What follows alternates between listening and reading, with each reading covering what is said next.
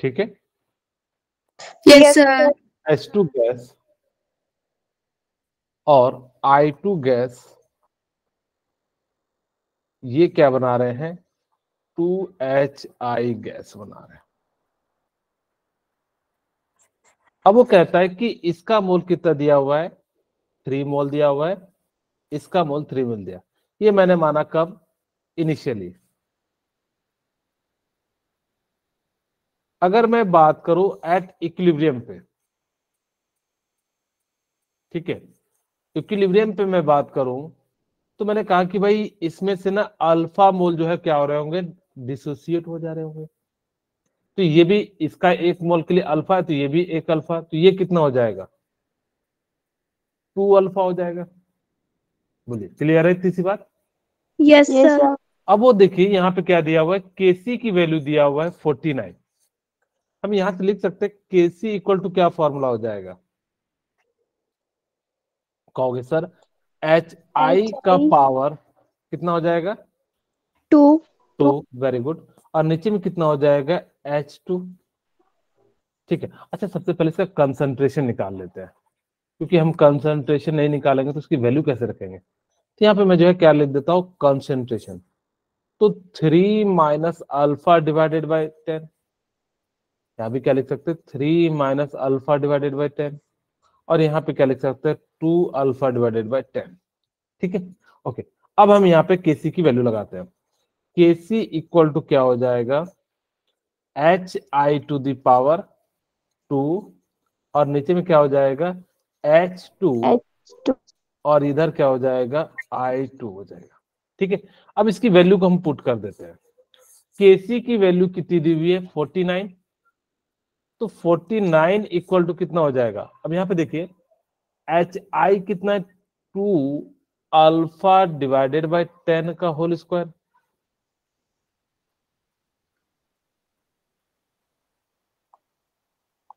ठीक है, नीचे में कितना है, 3 अल्फा बाय 10, और इंटू कितना हो जाएगा, 3 माइनस अल्फा डिवाइडेड बाय 10।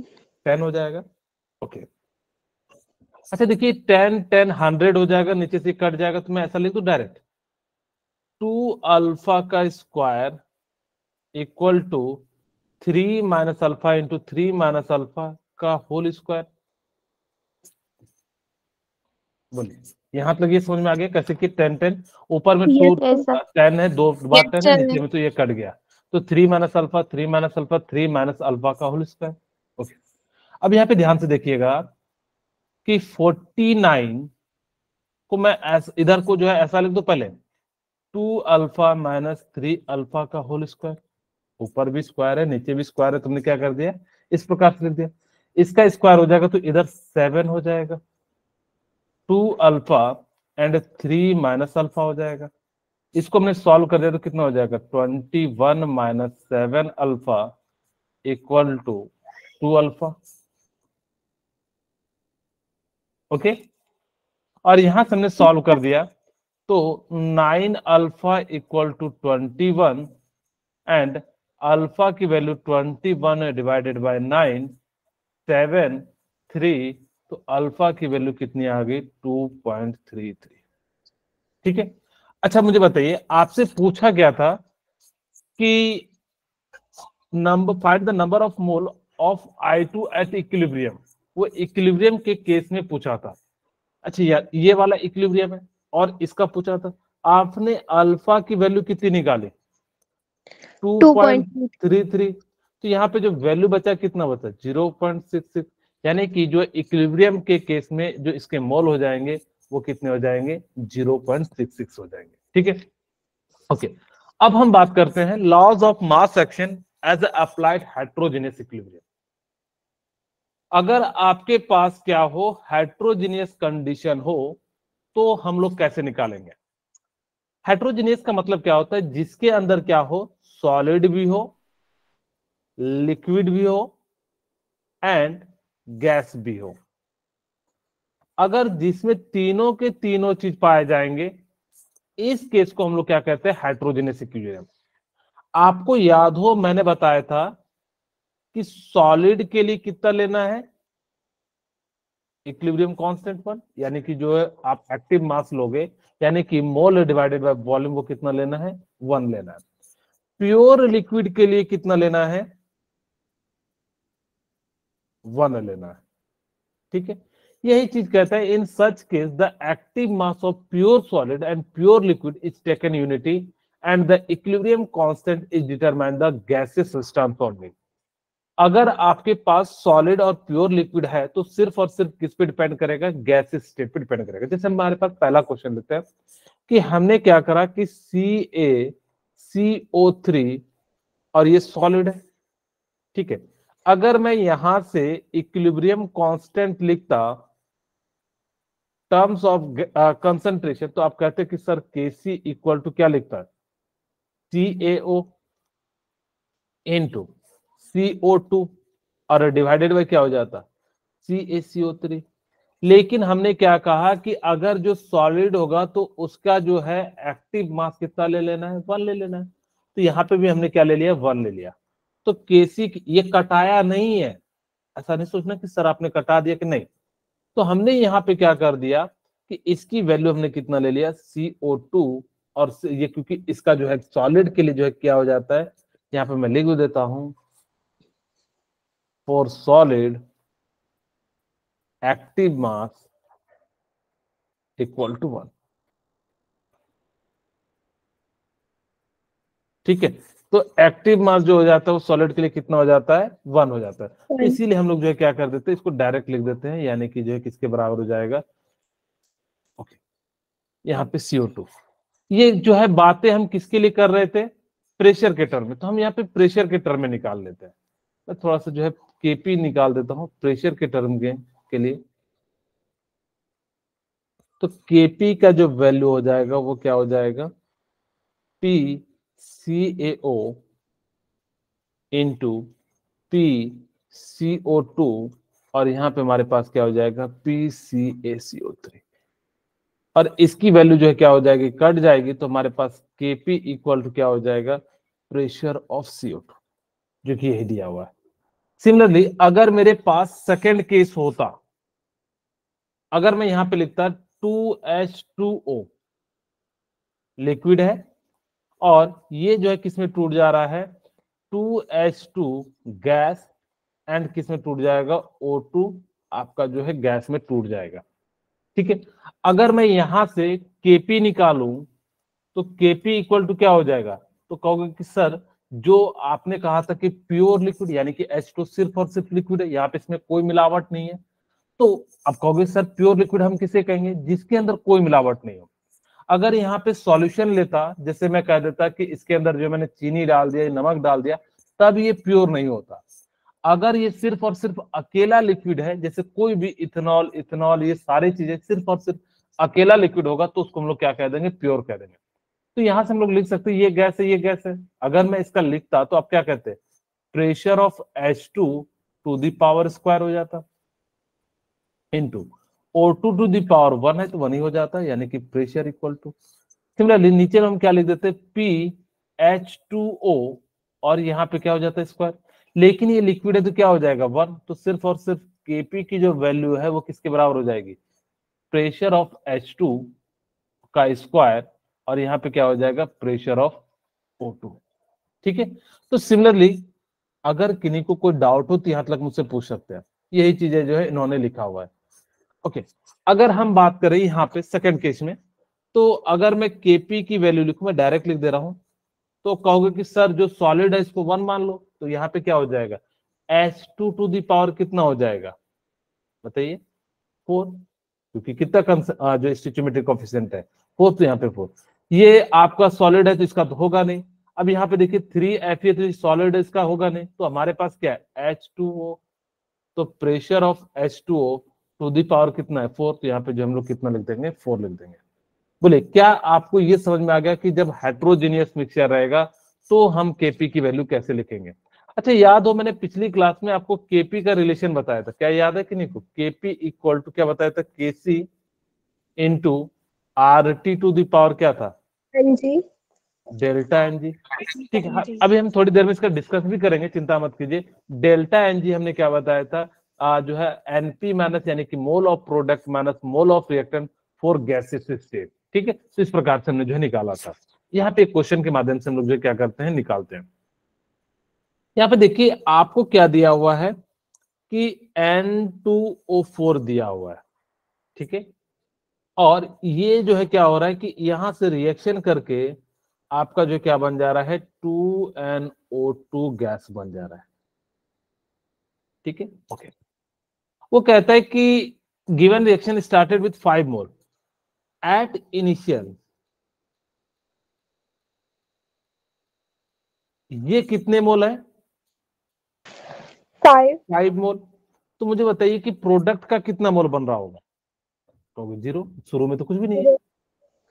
अगर मैं कहूं एट इक्विलिब्रियम,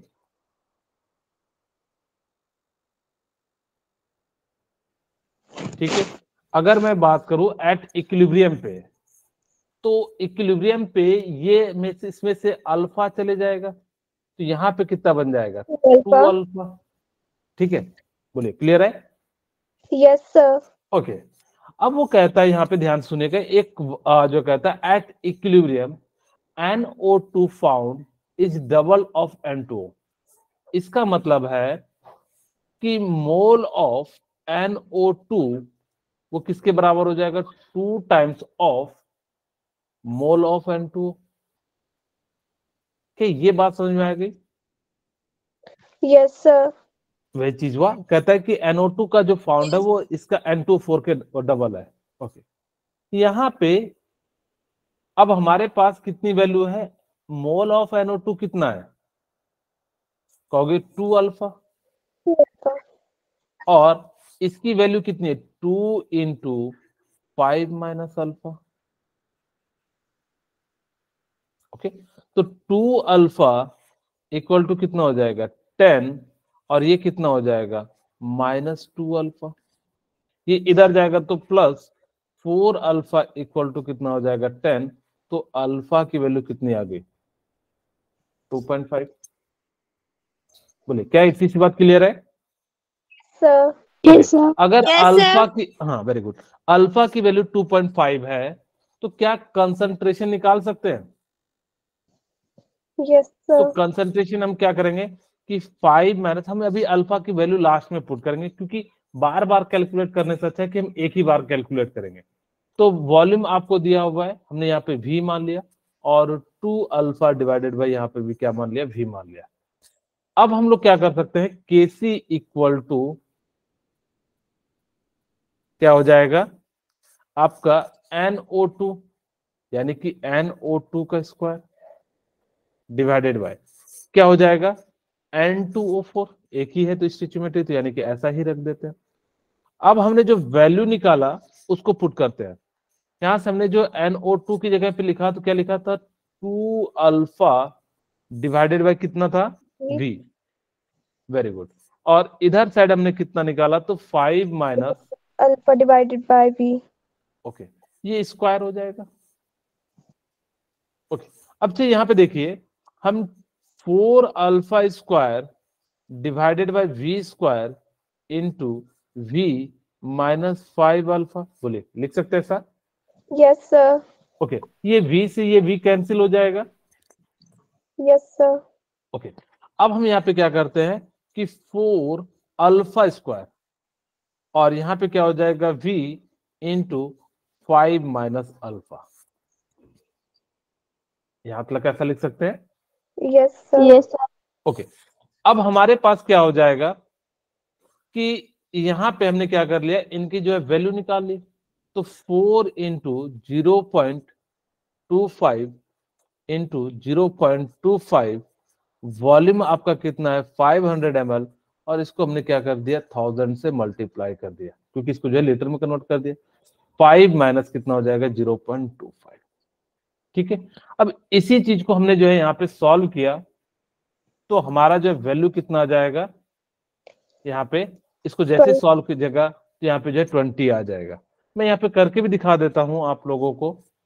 ये देखिए 4 इंटू 1/4 इंटू 1/4, और इससे जो हम कटा देते हैं 2, ठीक है।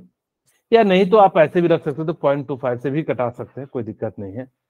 4 into 0.25 into 0.25 into 2 divided by 4.75। अभी कितनी बार में कट जाएगा? 25 से हम कटाते हैं, 0 से 0 ये कट जाएगा, तो कितनी बार में कटेगा? 25 से का 25, हमारे पास कितना बच जाएगा? 22।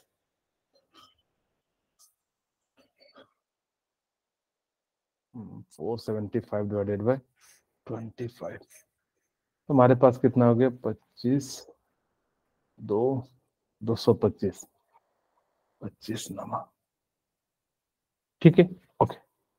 अब यहाँ पे हमारे पास कितना गया? 4 इंटू 0.25, इसको जो है 2 से मल्टीप्लाई कर देता तो कितना हो जाएगा? 5 हो जाएगा पॉइंट, और डिवाइडेड बाय यहाँ पे कितना हो जाएगा आपका? 19।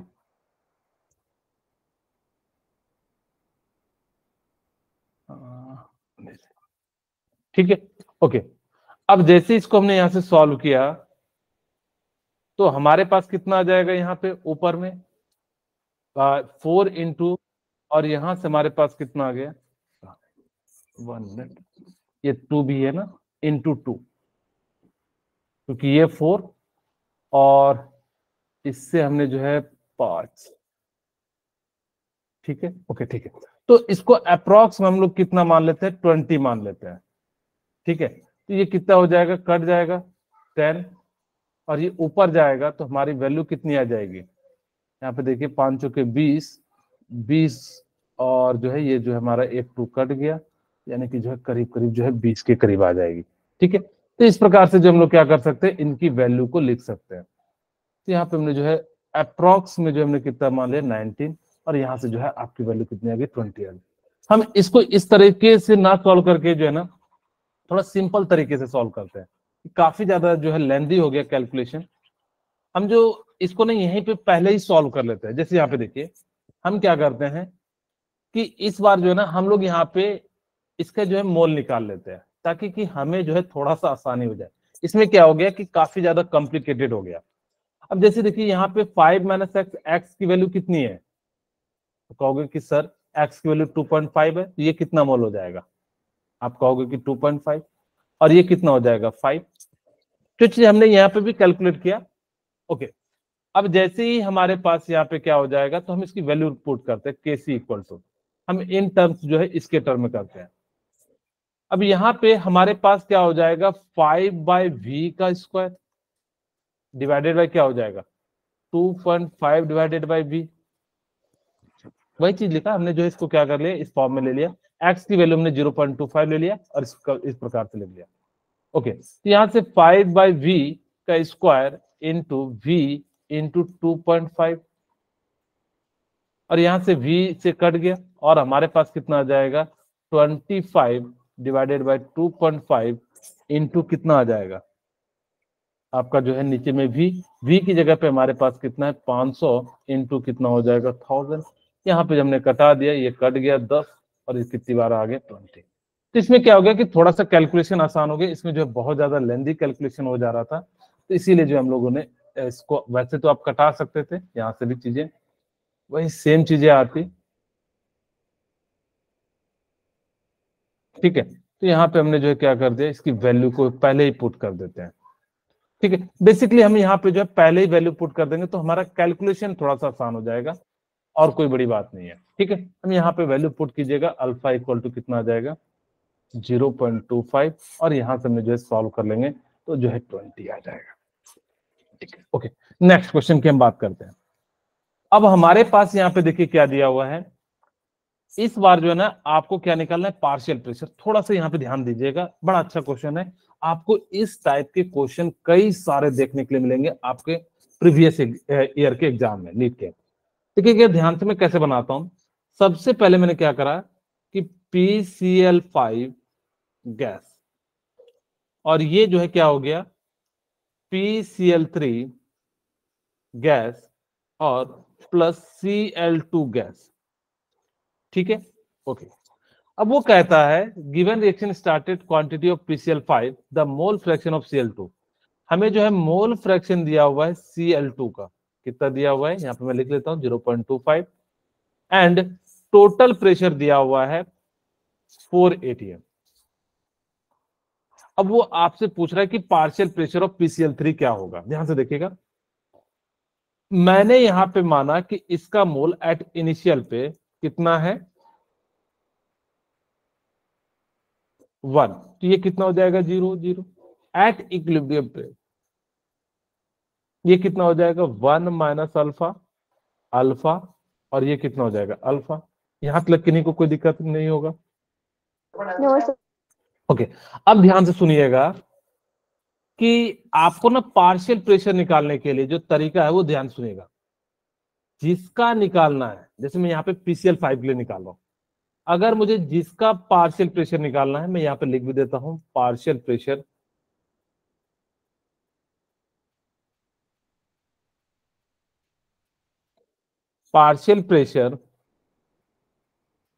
Of PCl5। इसी चीज को मैं कैसे लिखूंगा PCl5, ठीक है। ओके, क्या होगा कि आपको अगर जिसका निकालना है उसका मोल रखिएगा। यहां पे मोल किसका है, यानी कि mole of PCl5 divided by total mole. अभी मैं समझाऊंगा कि कैसे टोटल मोल निकालते हैं, इनटू पीटी। ये क्या है, किसी पर्टिकुलर का, क्योंकि पिछली बार जब आप केसी निकाल रहे थे तो वहां पे क्या था कि आप कंसंट्रेशन यूज कर रहे थे, लेकिन हम प्रेशर वाले टर्म में हम कंसंट्रेशन तो यूज ही नहीं कर सकते, क्योंकि वहां पे क्या है प्रेशर है, तो प्रेशर के टर्म में हमें निकालना पड़ेगा। तो ये रॉड्स लॉ क्या कहता है, आप जब सॉल्यूशन पढ़िएगा 12th में, वहां पे कहता है कि pressure is directly proportional to the mole fraction. और इसी चीज को हम सॉल्व करने के लिए हम लोग क्या कर लेते हैं, इस प्रकार से लिख लेते हैं। ओके, अब ध्यान से देखिएगा, हम सिमिलरली यहाँ पे PCl3 का निकालेंगे तो PCl3 divided by total mole. Okay, यहाँ पे अगर मैं मोल की टोटल मोल की बात करूं तो ये टोटल मोल कितना हो जाएगा 1 माइनस अल्फा अल्फा, और ये कितना हो जाएगा अल्फा हो जाएगा। यहाँ पे आप समझना कि मुझे ये जो इक्विलिब्रियम पे होगा 1 माइनस अल्फा मोल होगा, ये अल्फा मोल होगा, ये अल्फा मोल होगा, तो टोटल मोल कितना हो जाएगा 1 माइनस अल्फा प्लस अल्फा, यानी कि 1 प्लस अल्फा हो जाएगा इस केस में। लेकिन हमें यहाँ पे जरूरत नहीं है, क्योंकि Cl2 का मोल फ्रैक्शन दिया हुआ है। अगर यहाँ पे 1 मोल होता तो 0.25, ये भी तो 1 मोल है, इसका मतलब है मोल फ्रैक्शन ऑफ PCl5 कितना हो जाएगा, मोल फ्रैक्शन ऑफ PCl3 हमें किसका निकलना है PCl3 का, तो PCl3 कितना हो जाएगा 0.25। क्या ये बात आपको समझ में आई कि कैसे मैंने लिखा, देखिए ध्यान से। Yes sir. अगर ये 1 मोल होता तो इसका कितना दिया रहता है 0.2, हाँ अलग होता है यहाँ पे 2 3, तब हम नहीं लिखते, क्योंकि जब आप खुद सोचिए ना कि मेरे पास क्या है कि मोल फ्रैक्शन का मतलब है कि ऊपर का मोल डिवाइडेड बाय टोटल मोल, तो यहाँ भी टोटल मोल तो सेम ही होगा, क्योंकि मोल तो आपका किसी में चेंज तो होगा नहीं। लेकिन यहाँ पे इसके लिए भी 1 मोल है ऊपर में और इसके लिए भी, तो इसका मतलब है मोल फ्रैक्शन इसका कितना आ गया, इतना हो गया। आपसे पार्शियल प्रेशर पूछा है PCl3 का, तो हमने कहा कि भाई मोल फ्रैक्शन ऑफ, या तो आप ऐसा लिख सकते हो कि mole of PCl3 divided by total mole into क्या हो जाएगा टोटल प्रेशर PT। ओके, इसी चीज को हम लोग क्या लिख सकते हैं, mole fraction of PCl3 into PT, और इसकी वैल्यू आपने अभी निकाली 0.25, क्योंकि हमने कहा कि भाई Cl2 का दिया हुआ है 1 मोल के लिए, तो सिमिलरली इसका भी इतना ही हो जाएगा, यहाँ से 4, और इसकी वैल्यू कितनी आ जाएगी 1 atm आ जाएगी। बोले थोड़ा बहुत समझ में आया? Yes sir. नेक्स्ट क्वेश्चन करते तो आपको ज्यादा क्लियरिटी आ जाएगी, तो देखिए 1 atm आ गया। अब देखिए यहाँ पे दिया हुआ है, इस क्वेश्चन में आपको सारी प्रॉब्लम जो है सॉल्व हो जाएगी। ध्यान से एक बार और समझाता हूं कि कैसे हमें जो है इस टाइप के क्वेश्चन को सॉल्व करना है। हमें दिया हुआ है N2O4 गैस, और ये जो है किस में कन्वर्ट हो जा रहा है NO2 में कन्वर्ट हो जा रहा है 2 टाइम्स। ठीक है, ओके, ध्यान सुनना कि हम कैसे पार्शियल प्रेशर वाले टर्म को जो है सॉल्व करते हैं, ध्यान से देखिएगा। ओके, अगर मैंने मान लिया आपसे केपी पूछा है, हमने मान लिया एट इनिशियल पे ये 1 मोल है, तो ये इसका मोल कितना हो जाएगा 0। एट इक्विलिब्रियम पे ये कितना हो जाएगा 1 माइनस अल्फा अल्फा तो ये कितना बन जाएगा 2 अल्फा। 2 अल्फा। हाँ अब हमें क्या करना है, यहां पर से पार्शियल प्रेशर निकालना है। ठीक है, यहाँ पे हमें क्या करना है, पार्शियल प्रेशर निकालना है। कोई मुझे बताएंगे कि कैसे पार्शियल प्रेशर निकालेंगे? तो कहोगे कि सर हमें क्या करना है कि मोल लिखिए, तो मोल इसका कितना है 1 माइनस अल्फा, ये तो मोल है N2O4 का, पार्शियल यस N2O के लिए निकाल रहे हैं। ओके, अब मुझे बताइए कि टोटल मोल कितना हो जाएगा 1 minus alpha plus 2 alpha into PT. बोलिए, क्लियर है?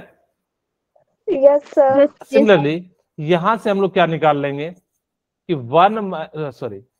2 अल्फा, हाँ जी, 2 alpha divided bye 1 minus alpha plus 2 alpha, और इसी की जगह पे हम लोग क्या लिख सकते हैं 1 माइनस अल्फा और 1 प्लस अल्फा। क्या ये बात समझ में आई कैसे लिखा? यस तो सर। 2 अल्फा में से 1 अल्फा जाएगा तो प्लस अल्फा बच गया। तो सिमिलरली यहां पे भी कितना हो जाएगा 1 प्लस अल्फा। ओके, अब हम देखिए ध्यान से क्या करते हैं, केपी की वैल्यू निकालते हैं। तो केपी इक्वल टू क्या हो जाएगा, प्रोडक्ट का पार्शियल प्रेशर। नोट 2 ठीक है, तो यहाँ पे क्या हो जाएगा 2 अल्फा इंटू 1 प्लस अल्फा का होल स्क्वायर।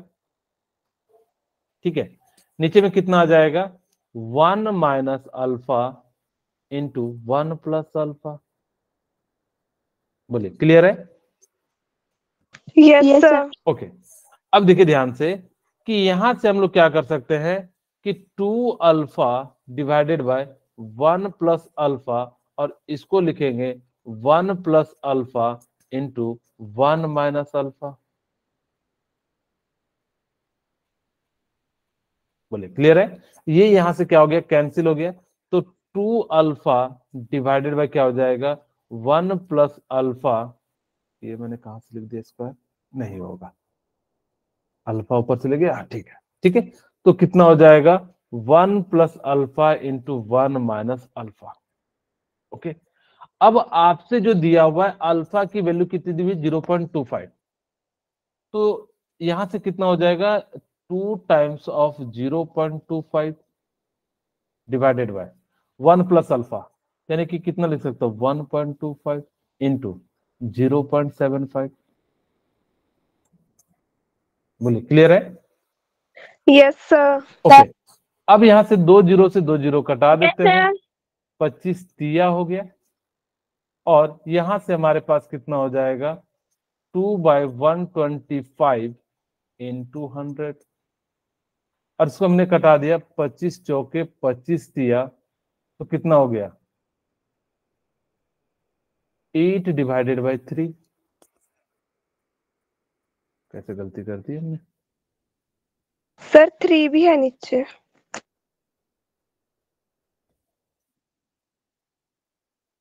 ओके, अच्छा 3 भी है ना, यहाँ पे हमारा जो है से लिखे ना 2 अल्फा प्लस 1 बाय अल्फा का स्क्वायर, और इसको ले गए यहां से, यहीं पे जो है ऐसा लिख देते हैं 2 अल्फा, और यहाँ पे कितना हो जाएगा 1 प्लस अल्फा इंटू, ये स्क्वायर है ना,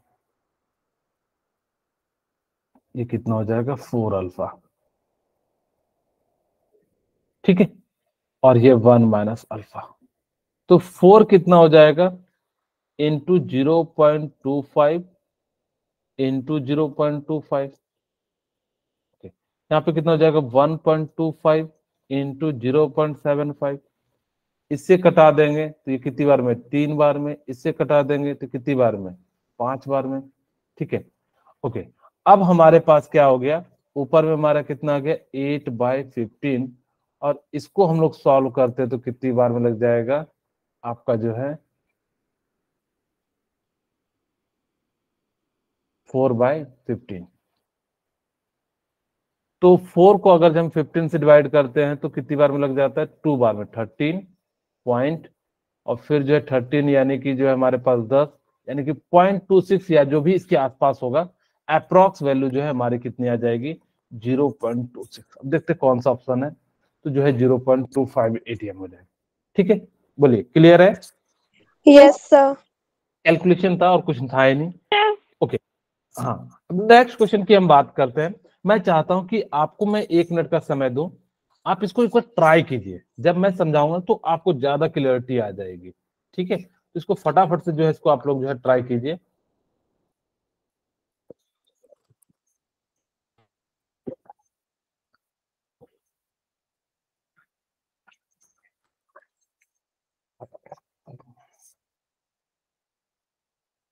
मैं आपको 1 मिनट का समय दे रहा हूं, फटाफट से ट्राई कीजिएगा।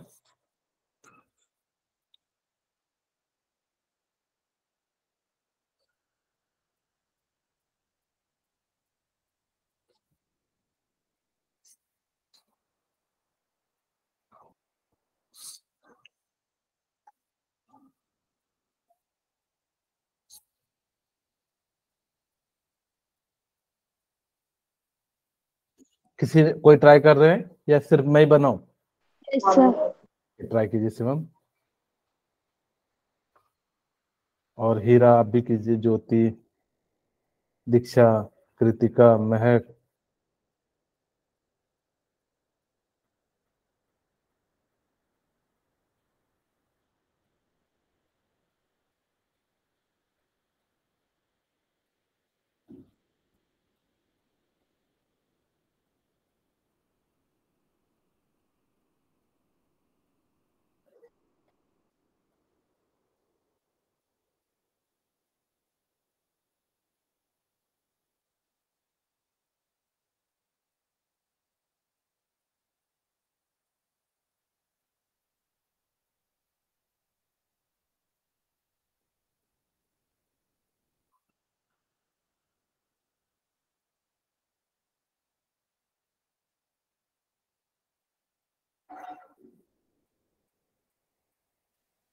हो गया? Sir option A. ओके, चलिए ठीक है, मैं ट्राई कर देता हूँ। अब मैं इसको सॉल्व कर देता हूँ। वेरी गुड, जिन्होंने ट्राई किया। 2HI, मैं यहीं पे कर देता हूँ। चलिए, 2, और ये क्या दिया हुआ है H2,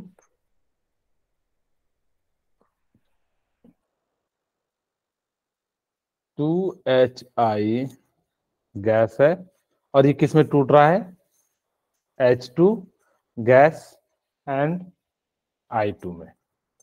ठीक है, H2 गैस एंड I2 में क्या हो रहा है, ये जो है टूट रहा है। ओके, ध्यान से देखिएगा। अब वो कहता है कि इसका डिग्री ऑफ डिसोसिएशन जो है वो क्या दिया हुआ है, अल्फा दिया हुआ है। आपको Kc की वैल्यू निकालनी है। अगर मुझे क्या दिया हुआ है, इस बार जो है हमने इसको मान लिया कि ये कितना है 1 मोल एट किस पे, इनिशियली। अगर ये इनिशियली 1 है तो ये कितना होगा, 0/, इक्विलिब्रियम पे कितना हो जाएगा, 1 minus alpha. 1 minus alpha. 1 minus alpha. अगर ये 1 माइनस अल्फा है तो ये कितना होगा, अल्फा। अल्फा/2। क्योंकि ये 2 मोल के लिए अल्फा है तो 1 मोल के लिए कितना हो जाएगा, अल्फा/2। बोलिए क्लियर है तीसरी बात? अगर जो 2 मोल के लिए अल्फा है तो 1 मोल के लिए कितना हो जाएगा, अल्फा/2 हो जाएगा। ठीक है, अब यहाँ पे हम इसका कंसंट्रेशन निकाल लेते हैं, क्योंकि आपसे Kc पूछा है, तो हमने यहाँ पे मान लिया इसका वॉल्यूम क्या है, V है। तो 1 minus alpha divided by V, अल्फा/2। कैसा अल्फा हो गया, अल्फा/2 भी हो जाएगा। ये भी कैसा हो जाएगा, अल्फा/2 भी। बोलिए क्लियर है तीसरी बात? Yes sir. Yes, sir. Okay, अगर हमारे पास 1 माइनस अल्फा बाई वी, तो क्या मैं केसी की वैल्यू अब लिख सकता हूं? केसी इक्वल टू क्या हो जाएगा? कहोगे H2 का कंसंट्रेशन डिवाइडेड बाय I2 का कंसंट्रेशन या एक्टिव मास, या HI का होल स्क्वायर। बोलिए, यहां तक क्लियर है? Yes sir. Yes, sir. H2 का वैल्यू कितना है? Alpha by 2v। Alpha by 2v into I2 का कितना है? Alpha by 2, Alpha by 2b. और HI का कितना है? 1 1 माइनस 1 minus अल्फा का होल स्क्वायर। ठीक है, अच्छा देखिए, यहां से v स्क्वायर हो जाएगा, नीचे वाले v से कैंसिल करा दूं, यस सर। तो मैं नेक्स्ट में क्या लिखूंगा? Yes, sir. Alpha by 4 divided by क्या हो जाएगा? 1 माइनस अल्फा।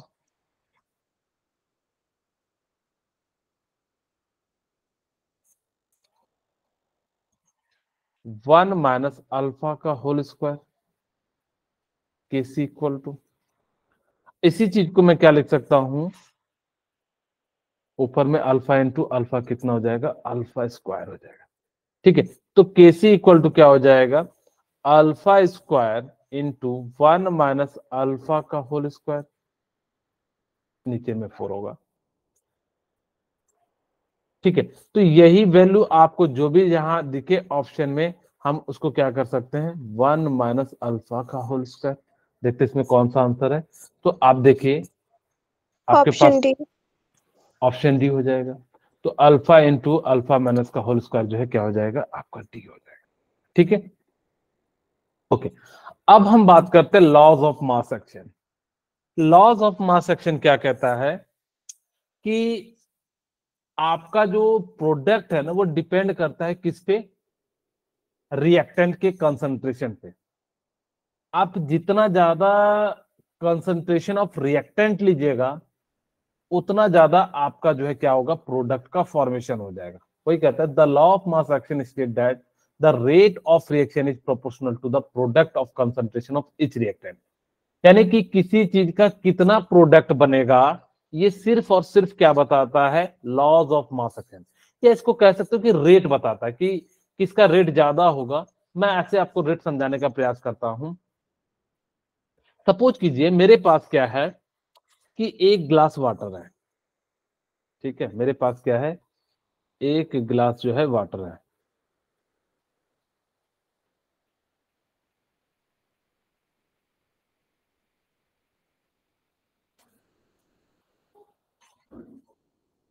ठीक है, और इसी एक ग्लास का सिमिलर वाटर को हमने क्या कर दिया? किसी स्पेयर पे या फर्श पे जो हमने क्या कर दिया? यहाँ पे जो है मैंने डाल दिया। मुझे बताइए कौन जल्दी इवेपोरेट होगा?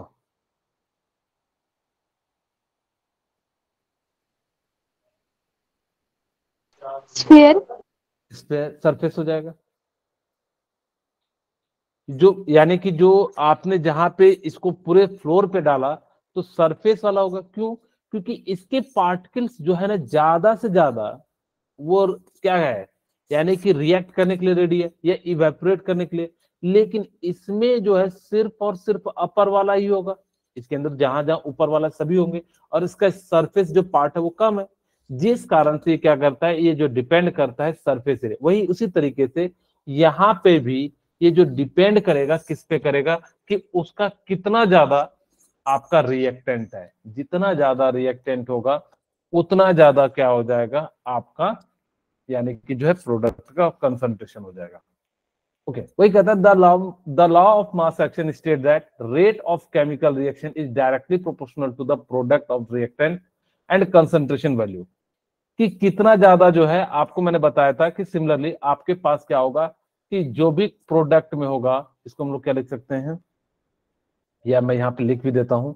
मेरे पास कोई एक रिएक्शन है, A plus B B equal to क्या हो जाएगा? सी और डी। अगर मैं इसका केसी लिखूं, तो आप कहोगे कि sir concentration of C to the power C, D to the power D, और a to the power a and b to the power b। Okay, तो वही कहता है कि अगर इक्विलिब्रियम का जो law of Gibbs formula for the equilibrium constant, यानी कि केसी क्या है, इक्विलिब्रियम कांस्टेंट के लिए हमें क्या लेना है, यानी कि जो है प्रोडक्ट का कंसंट्रेशन डिवाइडेड बाय रिएक्टेंट का कंसंट्रेशन। जो केसी है ना, यानी कि कंसंट्रेशन कांस्टेंट है एट इक्विलिब्रियम पे, ये दो चीज पे डिपेंड करता है, एक रिएक्शन ऑफ स्टोइचियोमेट्री। जैसे आपको एक समझाने के लिए मैं यहां पे ले लेता हूं 2a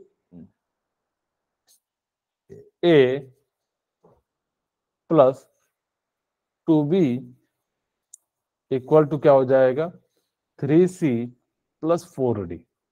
अगर मैं इसका केसी लिखूं तो क्या लिखिएगा, C का C raise power 3। Very good, and d to the power क्या हो जाएगा 4। 4। और नीचे में क्या हो जाएगा a to the power 1 and b to the power कितना हो जाएगा 2। 2। ओके, अगर मैंने यहाँ पे लिखा, लेकिन अब मैंने क्या करा कि यहाँ पे ना इनके स्टोइचियोमेट्रिक कोएफिशिएंट को चेंज कर दिया, a plus 3b equal to क्या हो जाएगा 4c प्लस 6d।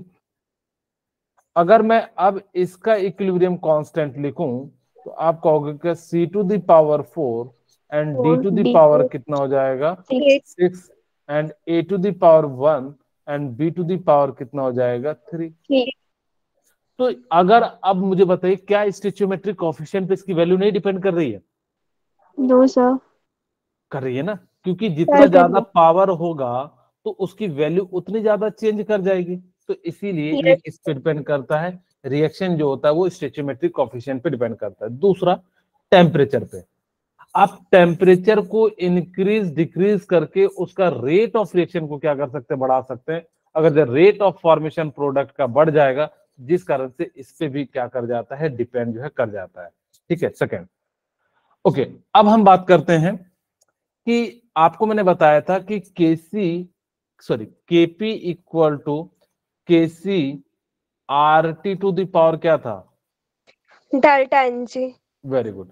तो यहां से डेल्टा एनजी हम कैसे निकालते थे, एनपी माइनस एनआर। ठीक है, ओके। और ये जो है सिर्फ किसके लिए, ओनली फॉर गैसेस। हाँ, गैसियस एटम। ये सिर्फ और सिर्फ किसके लिए लीजिएगा, गैसियस एटम के लिए ही लीजिएगा। ऐसा नहीं है कि सॉलिड और इसके लिए जो हम लोग निकालते, नहीं, ये सिर्फ और सिर्फ जो है डेल्टा एनजी जो है किसके लिए निकालते हैं, ओनली फॉर गैसियस एटम। अब यहाँ पे देखिए ध्यान से, अगर मैं यहाँ पे लिखूं कि KP equal to KC R T to the power delta NG, अगर मैंने यहाँ पे डेल्टा एनजी की जगह पे 0 डाल दिया तो क्या KP equal to KC R T to the power 0 हो जाएगा? Yes sir. अगर किसी पे पावर 0 है तो उसकी वैल्यू कितनी होती है 1। यहाँ से क्या हो सकता है, केपी इक्वल टू केसी। यहां से तुम्हारा क्या हो गया, KP equal to KC. Second case देखिएगा, मैं यहाँ पे निगेटिव वाला ले लेता हूं, इफ डेल्टा एनजी की वैल्यू लेस देन 0 है। ठीक है, थर्ड केस। अगर ऐसा है तो यहां पे देखिए क्या होगा, केपी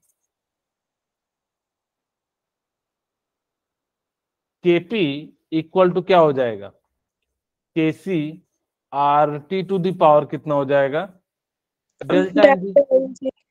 ओके, यहां पे आपको कह रहा है कि डेल्टा एनजी की वैल्यू लेस देन 0 लेना, इसका मतलब निगेटिव। ठीक है, ओके। अब केपी की वैल्यू पे मैं यहां पे लिख देता हूं KC to the power R T और माइनस एक्स ले लेता हूं। अब जैसे यहां पे लेंगे तो इसका मतलब क्या हो जाएगा, KP equal to KC to the power divided by R T to the power X. क्योंकि माइनस एक्स है तो इसको हम लोग क्या लिखेंगे, 1 बाय नीचे में जो हो जाता है, तो इस प्रकार। अब यहां से क्या हो जाएगा, KP into R T to the power X equal to KC. अब मुझे बताइए कि कौन सी वैल्यू बड़ी है, केपी की वैल्यू है या केसी की वैल्यू बड़ी है? केपी केसी की वैल्यू बड़ी है। कहोगे सर कैसे, Kp into RT to the power x है इक्वल टू Kc। मैं ऐसे लिखू, इसको 4 लिया, इसको 2 लिया, ये 8 हो गया। अब मुझे बताइए किसकी वैल्यू बड़ी है? केसी। Kc की। तो इसीलिए हम लोग क्या कहेंगे कि यहाँ पे जो है क्या हो जाएगा कि Kc की वैल्यू जो है वो बड़ी हो जाएगी। सिमिलरली यहाँ पे क्या हो जाएगा, Kp की वैल्यू आपकी बड़ी हो जाएगी। ठीक है, अब ये सारी बातें मैंने ना आपको डायरेक्टली नहीं, मैंने जो है क्वेश्चन के माध्यम से समझाया हुआ है। देखिएगा ध्यान से। अब वो कहता है कि डेल्टा एनजी की वैल्यू 0 है। खैर हमने जब आपको क्वेश्चन कराया तो हमने ये बताया नहीं कि डेल्टा एनजी 0 लेना है या कुछ भी लेना है। वहां पे हमने जो है आपको सिंपल सा तरीका बताया था, उस प्रकार से यहाँ पे सॉल्व कर लेना है। ध्यान से देखिएगा, मैं यहाँ पे लिखूं H2 और I2 इक्वल टू 2HI। ठीक है, ओके। अगर यहाँ पे देखिए मैंने इसके A मोल ले लिए, इसके B मोल ले लिए, इसके 0 मोल होंगे एट इनिशियल पे। अगर इक्विलिब्रियम पे करूं तो A minus x, B minus x, और ये कितना हो जाएगा 2x। ठीक है, ओके। अब यही चीज मैंने कहा कि कंसंट्रेशन निकालना, तो A minus X by B, B minus X divided by B, 2x divided by B, यही बताया था। इन्होंने जो है अलग अलग करके निकाला, A minus X by B, B minus X by B, और 2x डिवाइडेड बाई बी, और यही Kc इक्वल टू क्या हो जाएगा HI का स्क्वायर, और डिवाइडेड बाई क्या हो जाएगा H2 और I2 हो जाएगा। अब इनकी जगह पे हमने क्या कर दिया, वैल्यू रख दिया, ये वैल्यू यहाँ पे क्या है 2x बाई बी, तो हमने जो है HI की जगह पे ये वैल्यू रख दिया, और नीचे में क्या रख दिया A minus X by B, और यहाँ पे क्या रख दिया B minus divided by B. इसको सॉल्व किया तो यहाँ से हमारे पास कितना आ जाएगा Kc equal to 4x square minus 8। अब यहाँ पे देखिए कैसे v स्क्वायर से यहाँ भी v स्क्वायर है, यहाँ पे v स्क्वायर। इसका मतलब है कि ये जो Kc है वो इंडिपेंडेंट है वॉल्यूम के टर्म में। अच्छा, दूसरी बात यहाँ पे ध्यान दीजिएगा कि आपके सामने अगर 1 माइनस एक्स स्क्वायर है तो x की वैल्यू बहुत छोटी हो तो आप इसको 1 ही ले लेना, और जैसे लीजिएगा तो यहाँ पे आप क्या हो जाएगा, ये कहता है कि इक्विलिब्रियम पे जो है इंडिपेंडेंट होता है। अब सिमिलरली मैंने आपको केपी के लिए बताया, सेकंड केस केपी के लिए मैंने केपी और केसी दोनों बताया। हमने क्या कहा, ध्यान से सुनिएगा, कि अगर मेरे पास वापस से वैसा ही रिएक्शन है, क्या रिएक्शन है हमारे पास H2, यहाँ पे देखिएगा H2 plus I2 equal to क्या बन रहा है 2HI। मैंने मान लिया कि इसके मोल A मोल है, इसके मोल B मोल। क्यों? क्योंकि पहले हमने माना हुआ था ये कब होगा, एट इनिशियल पे। ठीक है, अगर मैं यहाँ पे इक्विलिब्रियम पे मानूं तो क्या हो जाएगा A minus x, B minus X divided by क्या हो जाएगा 2x हो जाएगा। अब हमने कहा था भाई पार्शियल प्रेशर, पार्शियल प्रेशर क्या हो जाएगा, हमने कहा था कि भाई मोल फ्रैक्शन, यानी कि जिसका निकालना है उसका मोल डिवाइडेड बाय टोटल मोल। तो अब यहाँ से टोटल मोल क्या लिख सकते हैं A माइनस एक्स, क्योंकि मेरे पास जगह नहीं है इसलिए ऊपर में ऐड करके मैं नीचे लिख दे रहा हूँ, डिवाइडेड बाय 2x। अब यहाँ से जैसे ही हम इसको ऐड करेंगे तो ये देखिए माइनस एक्स 2x, तो यहाँ से क्या लिख सकता हूँ A प्लस बी लिख सकता हूँ। Yes sir. में से एक एक्स ये जाएगा, एक एक्स ये जाएगा, तो बचेगा क्या, कुछ नहीं। तो इस प्रकार से जो हमने क्या लिखा यहाँ पे जो है पार्शियल प्रेशर ऑफ, यहाँ पे मैं चाहूँ तो पीटी भी लिख सकते हो। Similarly B minus X divided by A plus X into 2x divided by A plus X, total mole तो चेंज होंगे नहीं। वही चीज इन्होंने भी लिखा partial pressure of H2 equal to A minus X divided by A plus B, क्योंकि total mole हमने बताया था। सिमिलरली बी पार्शियल बी जो है I2 के लिए हमने क्या लिख दिया B minus X divided by A plus X, और इसी चीज को P का मतलब यहाँ पे टोटल प्रेशर। ठीक है, हमने यहाँ पे PT लिख देते हैं सब में। अब जैसे लिखे तो KP की जगह पे हमें क्या करना है, इनकी जगह वैल्यू पुट कर देना है। अब जैसे ही हम पुट करेंगे तो यहाँ पे हमारे पास क्या हो जाएगा, सबकी वैल्यू हमने रखा यहाँ पे, जैसे आपके पास क्या 2x a plus X into square हो जाएगा, और PT है तो PT का भी स्क्वायर हो जाएगा। सबको हमने वैल्यू पुट किया, हमने आपको क्वेश्चन के माध्यम से समझाया। इन्होंने जो थ्योरेटिकली समझा रहे हैं, हमने जो भी बातें कही थी आपको क्वेश्चन के माध्यम से सही थी। ठीक है, अब जैसे ही हमने कराया यहाँ पे सॉल्व, तो इस प्रकार से x की वैल्यू जो है क्या हो गया KP डिवाइडेड बाई 4। इसका मतलब है कि ये प्रेशर पे भी डिपेंड नहीं करता है, ना तो वॉल्यूम पे डिपेंड करता है, ना ही क्या करता है प्रेशर पे। लेकिन आप जनरली इन तरीकों को यूज मत करना। ये क्या है, एक पर्टिकुलरली केस है। ये क्या है, ये आपको एक एक केस के लिए बता रहे हैं, लेकिन हमने जो बताया था वो सारी जगह के लिए एप्लीकेबल है। कोई भी इक्वेशन आए, सबसे पहले क्या लिखना कि जितना मोल दिया है उसके अनुसार से, फिर इक्विलिब्रियम पे लिखना, फिर उसका पार्शियल प्रेशर निकालना, और जो भी वैल्यू आए आप उस प्रकार से क्या कर सकते हैं, उनको जो है क्या कर सकते हैं, लिख सकते हैं।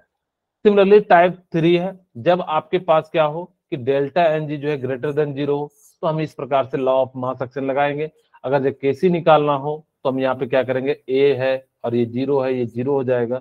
सिमिलरली यहाँ पे हमारे पास क्या हो जाएगा, ए माइनस एक्स, और यहाँ पे जो है एक्स और ये एक्स हो जाएगा। ठीक है, अब इसके जो है कंसंट्रेशन निकाल लीजिएगा, तो इस प्रकार से जो है आपका ये सारे जो है निकल जाएगा। ठीक है, ओके।